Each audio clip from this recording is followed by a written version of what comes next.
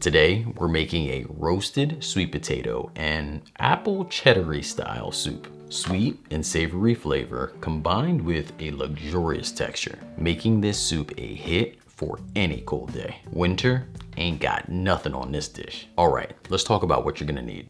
Sweet potatoes, apples, onion, garlic, vegetable stock, white miso, nutritional yeast, coconut milk, maple syrup, pecans, rolled oats, a bit of flour, olive oil, and a custom blend of pantry seasonings. Okay, so we're starting out in the prep, and I have my cutting board and a baking tray ready. And of course, our repurposing bowl. First up is the apples. For this recipe, I'm using 1 Granny Smith and 1 Gala apple. These two give us that perfect balance of tart and sweet. These apple varieties hold their shape really well under high heat, which matters because we don't want them turning into applesauce in our soup. Don't worry about peeling your skin off the apples. They're gonna break down well in this recipe, and this way we don't skip the fiber and antioxidants provided by the apple skin. Toss the apples into a bowl, sprinkle with some cinnamon, freshly grated nutmeg, and a pinch of salt. Then toss the coat. I recommend adding a little bit of olive oil to the apples. This is gonna keep them from drying out in the oven. A quick PSA to my fellow overachievers that like to do the dishes while you cook. Don't do nothing to this bowl. Don't wash it. We're gonna be using it again later, so yeah, that's it. You can proceed with the rest of the video. Now for the sweet potatoes. Poke a few holes in the tops of the sweet potatoes with a fork. Drizzle on some olive oil and then add them to the baking tray. Position everything so you have a little bit of space. Roasting sweet potatoes is kind of like being a good friend. Sometimes the most important thing you could do is give them a safe place to let off some steam. With everything ready on the tray, bring this to the oven, roasting it at 425 degrees Fahrenheit for about 30 to 50 minutes. The apples will most likely cook faster than the potatoes. You could simply use 2 different trays, or like me, I use the same tray and just scoop the apples off of the tray when they're ready and then put the potatoes back in. All right, let's get back to finishing up our prep.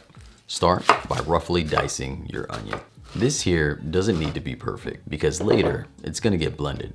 The onion is simply here to give us that savory base that really makes the whole kitchen smell incredible. Next, let's mince our garlic. When I was writing this recipe, I wrote down 6 to all cloves instead of 6 to 8 cloves. I think my heart was trying to tell my hand what I really wanted. Next time.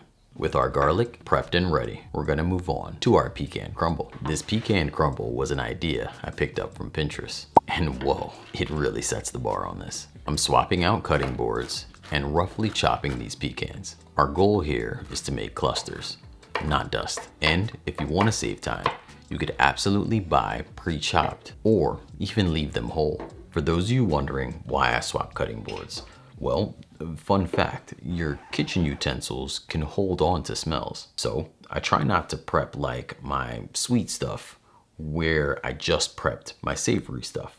I learned this lesson the hard way a few times. The last time I spent half my day making the most beautiful chocolate onion cake. Don't ask. All right. Let's add our pecans to the same bowl we prepped our apples in.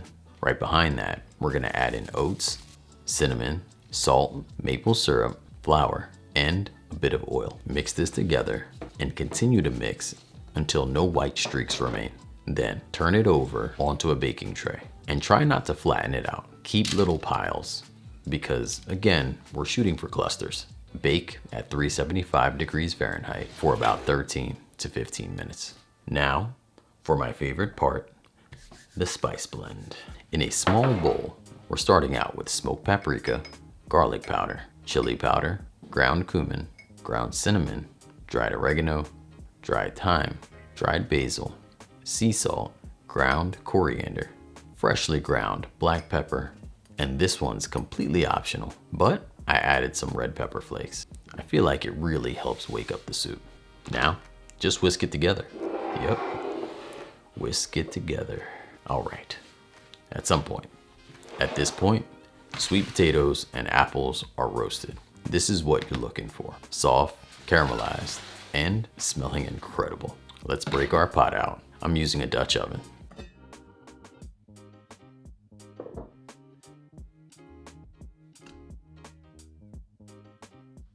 Over medium heat, add some olive oil into your pot. Then add your onions and cook until they're translucent.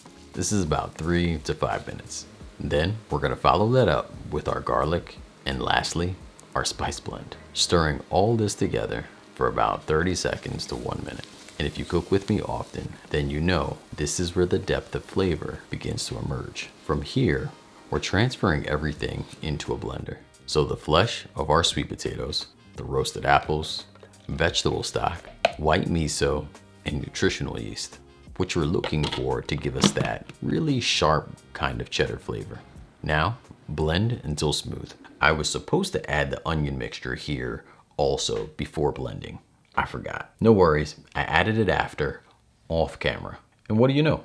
I'm human, life happens, the soup still slaps.